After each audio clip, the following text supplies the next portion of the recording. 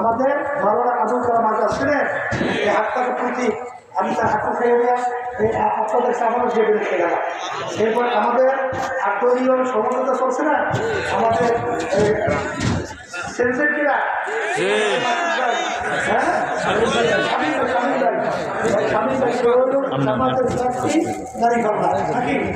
আচ্ছা, এরপরে আরেকটু আছে নাকি? আচ্ছা, ও আচ্ছা, ঠিক আছে, বলে নিয়ে আসছে। আচ্ছা, এখন মোটামুটি শোনে আমাদের সমুদ্রটায় সেই আসল যেভাবে দেওয়া হবে আপনার স্কুলে কাটছে করতে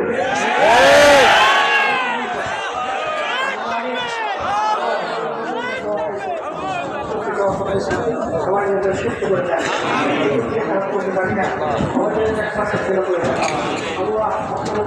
প্রকাশ করে প্রকাশ করে